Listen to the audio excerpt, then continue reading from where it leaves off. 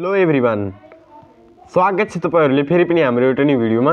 आजको यस भिडियोमा मैले क्लास 10 को मोडल क्वेशन पेपर लिएर आएको छु इंग्लिश सब्जेक्टको। भोलिको तपाईहरुको एक्जाममा यही आउन सक्छ र यही आउँछ भन्ने छैन, आउन सक्छ।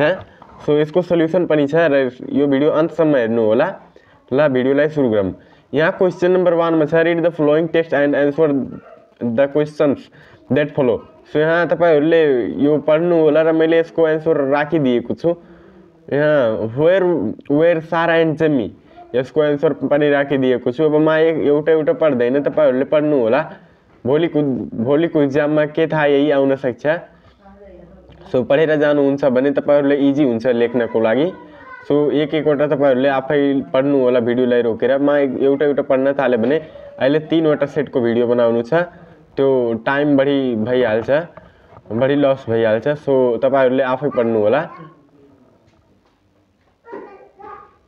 अब यहाँ ई नम्बरको पनि पढ्नु होला र त्यसपछि अब हामी क्वेशन नम्बर 2 मा आउँछौं। क्वेशन नम्बर 2 मा छ, read the following text and do the tasks. So यहाँ टेक्स्ट दिएछ र यसलाई पढ्ने हो र यहाँ टास्कहरु दिएछ, त्यो टास्क गर्ने हो। सो मैले यो पढेर गरिदिएको छु टास्क। यो सबै पढ्नु होला र त्यो याद पनि गर्न सक्नुहुन्छ। तर यही आउँछ भन्ने छैन, आउन सक्छ अथवा सक्दैन, तर केही फिक्स छैन कि आउँछ। पढ्न सक्नुहुन्छ तपाईहरुले, मैले सल्भ गरिदिएको छु र च्यानललाई सब्स्क्राइब गरिहाल्नु होला। आउने वाला घण्टामा, लगभग 1-2 घण्टामा म सबै 3 वटै सेटको सल्युसन अपलोड गरिदिन्छु यो च्यानलमा। हेर्नु होला, सबै आन्सर पढ्नु होला, भिडियोलाई लाइक गर्नु होला, च्यानललाई सब्स्क्राइब गर्नु होला, आफ्नो साथीहरुमा पनि शेयर गर्नु होला। अब यहाँ त्यस्तै क्वेशन नम्बर 3 मा छ, read the following text and do the tasks. So यहाँ लुम्बिनीको बारेमा केही दिएको छ, यो टेक्स्ट पढ्ने र टास्कहरु गर्ने। सो यहाँ फिल इन द ब्ल्याङ्क्स छ, fill in the blanks. So यहाँ मैले यसको भरिदिएको छु, सबै तपाईहरुले पढ्नु होला।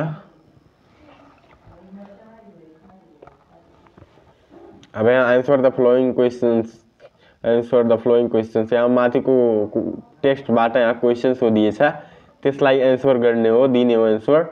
यहाँ मैले आन्सर पनि राखिदिएको छु, लेखिदिएछु। यो पढ्नु होला सबै तपाईहरुले। तर यही आउँदैन साथीहरु, आउन पनि सक्छ, आउँदैन र फिक्स छैन केही पनि। सो तपाईहरुले अरु पनि तयारी गर्नु होला, पढ्नु होला। अब यहाँ क्वेशन नम्बर 4 मा छ, read the following text and do the task that follow. So यहाँ पढ्न मैले गरिदिएको छु। म्याच द फ्लोइङ छ, मैले म्याच द फ्लोइङ मिलाइदिएको छु यसको। तपाईहरुले यो जोडा मिलाऊ त्यस्तो नगर्नु होला, इक्वल टु गरेर लेख्नु होला। सो राम्रो हुन्छ। त्यस्तै यो एरो बनाएर लेख्दा अलि त्यो भइहाल्छ, राम्रो हुन्न। सो इक्वल टु गरेर लेख्नु होला। अब यहाँ ट्रु फाल्स पनि सोधेको छ, मैले ट्रु फाल्स पनि यहाँ लगाइदिएको छु। अब यहाँ आन्सर द फ्लोइङ क्वेशन्स, यहाँ आन्सर क्वेशन छ, यहाँ आन्सर पनि लेखिदिएको छु यसको। बस सबै पढ्नु होला र भोलिको एक्जाम तपाईहरुको शुभ होस्, बेस्ट होस्, पास हुनुहोस् भन्ने आशा गर्छु र भगवानसँग प्रार्थना गर्छु। सो यो पनि अब क्वेशन नम्बर 5 मा जान्छौं। Right a paragraph starting the advantage of walking as a physical exercise in about 100 words you can use। यहाँ मैले लेखिदिएको छु, सो तपाईहरुले लेख्नु होला।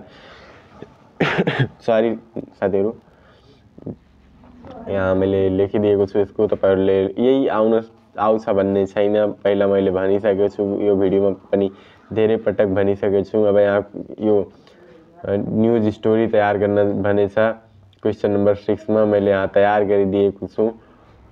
यस्तै तपाईहरुले यही फर्मेटमा न्यूज स्टोरी आउँछ भने तयार गर्नु होला। यस्तै लेख्नु होला न्यूज स्टोरीहरु।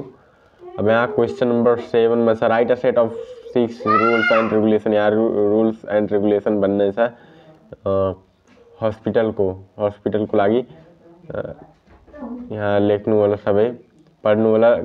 र अहिलेमा यो भिडियो पछि 8-10 वटा रुल्स एंड रेगुलेसन हालिदिन्छु, जुन कि सबै हस्पिटल, स्कुल, लाइब्रेरी जुन जुन इम्पोर्टेन्ट हुन्छ आउन सक्छ त्यसको हालिदिन्छु भिडियो एउटा बनाएर। कमेन्ट गर्नु होला, यदि चाहिन्छ भने कमेन्ट गर्नु होला, म बनाएर हालिदिन्छु र त्यसैबाट आउँछ र सबै एउटा भिडियोमा हालिदिन्छु। त्यो 8-10 वटा त्यही सबैमा लाग्छ, 10 वटा हुन्छ लगभग, र त्यो सबैमा लेख्न सक्नुहुन्छ। जस्तै स्मोकिङ गर्न एलाउड छैन, त्यो हस्पिटलमा पनि हुन्न र स्कुलमा पनि हुन्न र लाइब्रेरीमा पनि हुन्न। झै झगडा गर्ने, जथाभावी थुक्ने र अरू पनि हल्ला गर्ने, गाली गर्ने हस्पिटलमा, स्कुलमा, लाइब्रेरीमा, पार्कमा यो सबै हुन्न।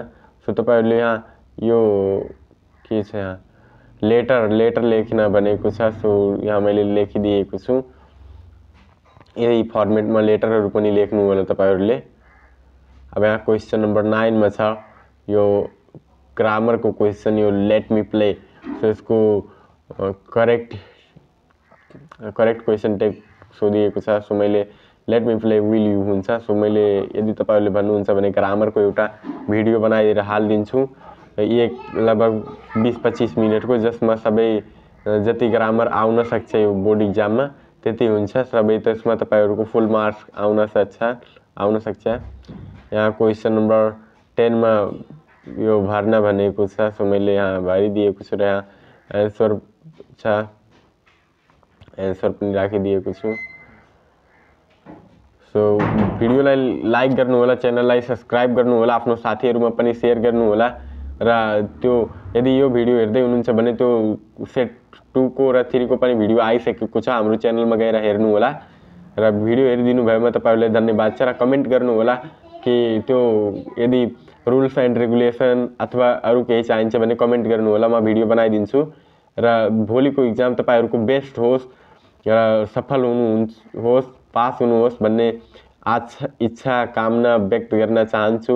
धन्यवाद, बेस्ट अफ लक, धन्यवाद।